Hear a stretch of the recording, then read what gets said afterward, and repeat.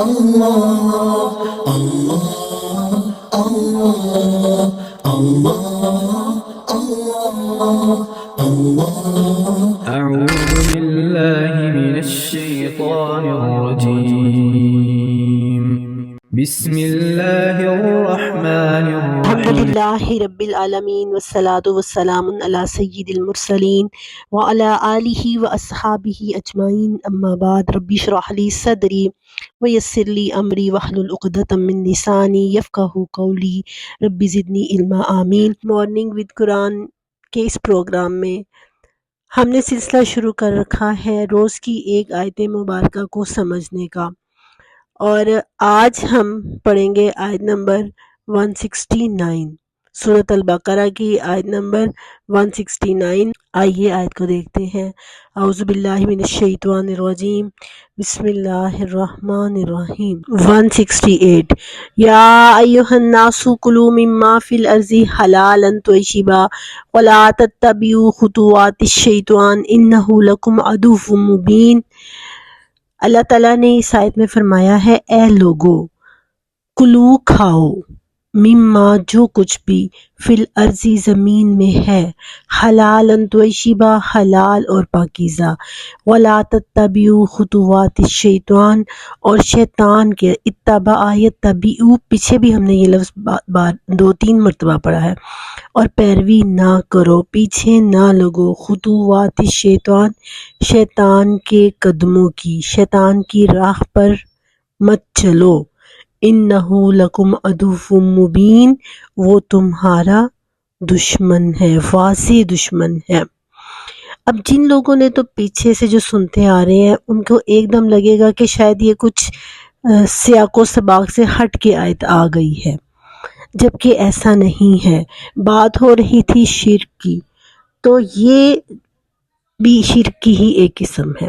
آپ دیکھیے، چیزوں کو حلال چیزوں کو حرام قرار دینا اور حرام چیزوں کو حلال قرار دینا، یہ ایک ایسی چیز ہے کہ اللہ رب العزت نے اس کا اختیار صرف اپنے پاس رکھا ہے، ایون کہ انبیاء علیہ السلام کو بھی نہیں دیا۔ سورہ تحریم کا آغاز یہاں سے ہوتا ہے، یا ایھا النبی لم تحرم ما احل اللہ لک، کہ اے نبی آپ اس چیز کو اپنے اوپر کیوں حرام قرار دے رہے ہیں جو اللہ نے آپ کے لیے حلال کر دی ہے۔ یہ ایک واقعہ تھا جس کے پس منظر میں یہ آیت نازل ہوئی تھی۔ تو اللہ نے اپنے پیارے نبی حضرت محمد صلی اللہ علیہ وسلم کو بھی اس چیز سے منع کر دیا۔ تو یہ انسانوں کے پاس یہ اختیار ہے ہی نہیں کہ وہ اللہ کی حلال کی ہوئی کسی چیز کو اپنے اوپر حرام کر دے، اور شیطان کی سب سے بڑی چال یہی ہوتی ہے کہ وہ انسان کو اس راستے پہ چلانا چاہتا ہے۔ اسی لیے فرمایا شیطان کے قدموں کی پیروی نہ کرو، خطوات الشیطان، شیطان کے قدموں کی۔ خطوہ کا مطلب ہوتا ہے ایک قدم آگے اور ایک قدم پیچھے، اور اس کے بیچ میں جو جگہ ہوتی ہے اس کو خطوہ کہتے ہیں۔ تو اس سے مراد شیطان کے قدموں کی پیروی یا شیطان کے پیچھے چلنے کو کہا جاتا ہے۔ وہ تمہارا واضح دشمن ہے، یعنی کوئی ڈھکا چھپا دشمن نہیں ہے، اس نے صاف دشمنی کا اعلان کیا تھا کہ میں ان کے دائیں سے، ان کے بائیں سے، ان کے آگے سے اور ان کے پیچھے سے آؤں گا اور ہر طرح ان کو گمراہ کرنے کی کوشش کروں گا۔ ایک وہ بندہ جو گمراہ ہے اور شیطان کے راستے پہ چل رہا ہے، شیطان خوش ہوتا ہے، اس سے بے فکر ہوتا ہے کہ یہ تو میرے پیچھے لگا ہوا ہے، لیکن جو نیکی کے راستے پہ چل رہا ہوتا ہے، شیطان کو اس کی فکر ہوتی ہے، ہر وقت وہ اس فکر میں رہتا ہے کہ کیسے میں، کس طرح میں اپنا وار اس پہ کروں اور میں کامیاب ہو جاؤں۔ اور ایک اور بڑی قابل غور بات ہے کہ یہ دوسرا مقام آیا ہے سورۃ بقرہ کے اندر، جہاں پر اللہ تعالیٰ نے یا ایھا الناس کہا ہے۔ پہلے یا ایھا الناس اعبدوا ربکم الذی خلقکم، اور یہاں پر کیا فرمایا، یا ایھا الناس کلوا مما فی الارض حلالا طیبا، کہ اللہ نے جو حلال چیزیں پیدا کی ہیں انہیں کھاؤ۔ اور شیطان نے سب سے پہلے انسان کو کب گمراہ کیا تھا؟ حضرت آدم علیہ السلام کو۔ اللہ نے ایک چیز کو، ایک درخت کا پھل کھانے سے ان کو منع کیا تھا، اور شیطان نے اتنے ان کو لالچ دیے اور اتنے طریقوں سے ان کو بہکایا کہ آخر کار انہوں نے اللہ کی حرام کی ہوئی چیز کو حلال قرار دے دیا اور کھا لیا، جس کی پھر اللہ نے ان کو سزا دی، ان کے جسم سے کپڑے اتار دیے گئے۔ اور شیطان یہی چاہتا ہے۔ اللہ نے جتنی چیزیں پیدا کی ہیں وہ سب کی سب حلال ہیں، اللہ یہ کہ چند چیزیں جن کو اللہ تعالیٰ نے حرام قرار دیا ہے وہ ہم آگے دیکھیں گے۔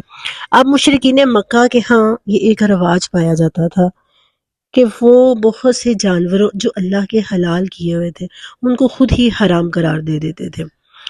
مثال کے طور پر ایک انسان سفر سے واپس آیا ہے، مشکلات برداشت کر کے سفر سے واپس آیا ہے، تو واپس آتے ہی اس نے کیا کیا کہ جس جانور پر وہ سواری کر کے آیا ہے اس کو اس نے آزاد چھوڑ دیا، اس کا کان کاٹ کے یا اس کے گلے میں کوئی چیز ڈال کے کہ یہ فلاں بت کے نام پہ ہے، نہ کوئی اس پر سواری کر سکتا ہے، نہ کوئی اس کا گوشت وغیرہ کھا سکتا ہے۔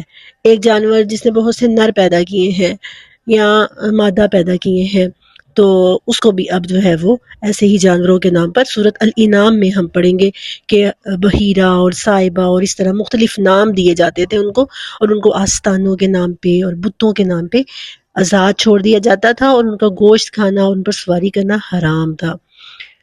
تو کلچر جو جہالت کا کلچر تھا اس کا اثر ابھی بھی مسلمانوں پر چلا آ رہا تھا، تو اللہ تعالیٰ نے اس کو بھی شرک کی ایک قسم کہا ہے۔ کلچر جو ہوتا ہے نا وہ جاتے جاتے جاتا ہے۔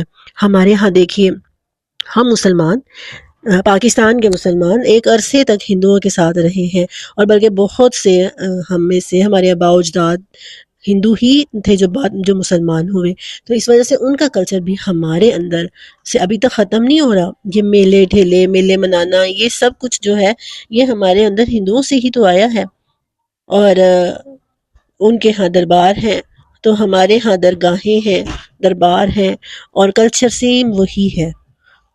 پھر ہماری شادیوں کے کلچر، پھر ہمارے ہاں یہ فوتگیوں پہ جو چالیسواں ساتہ اور یہ سب کچھ بھی ان کے کلچر سے ہی آیا ہے۔ تو یہ ساری شرک کی قسمیں ہیں۔ اللہ تعالیٰ نے فرمایا کہ اللہ نے جو چیزیں حلال پیدا کی ہیں ان کو اپنے اوپر حرام نہ کرو۔ اللہ نے ساری چیزیں حلال پیدا کی ہیں اور کھانے کا حکم دیا ہے۔ آج ہم اس چیز پہ تو عمل کر رہے ہیں، ہم نے زندگی کا مقصد ہی کھانا بنا رکھا ہے۔ شادی ہے تو بس کھانا اچھا ہونا چاہیے، فوتگی ہے تو کھانا اچھا ہونا چاہیے، گھروں میں ہے تو یہی اسی چیز کی فکر، یہ کھانا اچھا ہونا چاہیے۔ مطلب وہ بات پوری ہو رہی ہے نا کہ کچھ لوگ کھانے کے لیے جیتے ہیں اور کچھ جینے کے لیے کھاتے ہیں۔ صحابہ کرام اور رسول اللہ صلی اللہ علیہ وسلم صرف زندگی گزارنے کے لیے کھایا کرتے تھے، اور آج ہم صرف کھانے کے لیے زندگی گزار رہے ہیں، جبکہ یہ غلط تو نہیں ہے، اللہ نے خود حکم دیا ہے، لیکن اسراف اور تبذیر سے اللہ تعالیٰ نے منع کیا ہے۔ کسی بھی چیز میں اسراف اور تبذیر نہیں ہونا چاہیے۔ اب آئیے حلال اور طیب کو سمجھتے ہیں۔ حلال جو ہے نا یہ ایک باطنی صفائی ہے، اور طیب جو ہے یہ ظاہری صفائی ہے۔ مثال سے میں آپ کو سمجھاتی ہوں، جیسے سبزی ہے آلو، بینگن، گھیا، گوبھی، یہ جتنی بھی سبزیاں ہیں یہ سب کی سب حلال ہیں، لیکن جن پیسوں سے ہم ان کو خرید کے لاتے ہیں وہ حرام کی کمائی سے ہیں، تو پھر باطنی صفائی ختم ہو گئی۔ شرعاً تو یہ جائز ہے، لیکن اب اس میں ناجائز کا ایک پہلو آ گیا ہے، حرام کی کمائی سے خریدی ہوئی ہے۔ اور طیب کیا ہے؟ جیسے بہت لذیذ پھل ہے، آم کا پھل ہے، طیب ہے، وہ پاک ہے، لیکن کچھ دن پڑے رہنے کی وجہ سے اس کے اندر بسانت پیدا ہو گئی ہے، اسمیل آنی شروع ہو گئی ہے، تو پھر وہ طیب نہیں رہا، وہ پاک صاف نہیں رہا۔ تو حلال اور طیب اللہ تعالیٰ نے فرمایا کہ کھاؤ اور شیطان کے قدموں کی پیروی نہ کرو۔ کچھ چیزیں ہیں جیسے شراب ہے، ہر مذہب میں حرام ہے۔ کس وجہ سے حرام ہے؟ کیونکہ وہ صحت کے لیے نقصان دہ ہے، کوئی بھی مذہب اس کی اجازت نہیں دیتا صحت کے لیے نقصان دہ، تو ہر وہ چیز جس کے صحت پہ سائیڈ ایفیکٹس ہوتے ہیں، برے اثرات ہوتے ہیں، وہ بھی حرام میں آتا ہے۔ جہاں جہاں شرک ہوتا ہے نا، آپ یہ دیکھیں گے شرک میں آ رہا ہے نا حلال کو حرام اور حرام کو حلال، وہاں پہ آپ کو یہ چند چیزیں نظر آئیں گی، آپ کو وہاں شراب نظر آئے گی، آپ کو وہاں پہ جوا نظر آئے گا، وہاں پہ آپ کو زنا نظر آئے گا۔ یہ اس کے اثرات ہیں، شرک کے اثرات ہیں۔ انسان جب اللہ کی ذات کو صحیح معنوں میں نہیں پہچان سکتا تو پھر وہ ان غلط کاموں میں بھی ملوث ہونا شروع ہو جاتا ہے۔ ایون کہ میں نے خود سنا ہے کہ دربار یہ جو ہے بڑے بڑے دربار ہیں وہ وہاں پہ زنا کا کام بھی ہوتا ہے، پھر شراب کا اور جوئے کا کام بھی ہوتا ہے۔ اب جوا کیوں حرام ہے؟ کیونکہ اس سے مال کو نقصان پہنچتا ہے، کہ ایک بندہ جس نے کوئی محنت ہی نہیں کی اور وہ مال حاصل کر لیتا ہے۔ اور زنا کیوں؟ کیونکہ اس سے جو ہے وہ معاشرتی بگاڑ پیدا ہوتا ہے، معاشرے کے اندر ایک بگاڑ پیدا ہوتا ہے غلط تعلقات کی وجہ سے۔ تو یہ ساری خطوات شیطان ہیں، اور ان کے پیچھے جو ان کی جڑ ہے وہ کیا ہے؟ وہ شرک ہے، اور شرک جو ہے وہ دوسرے راستوں غلط راستوں کی طرف انسان کو لے کے جاتا ہے۔ تو یہاں پر اللہ تعالیٰ نے جس چیز سے منع کیا ہے وہ یہ ہے یا ایھا الناس کلوا مما فی الارض حلال اور پاکیزہ کھانا ہے، لیکن شیطان کے رستے پہ نہیں چلنا، وہ تمہارا واضح دشمن ہے۔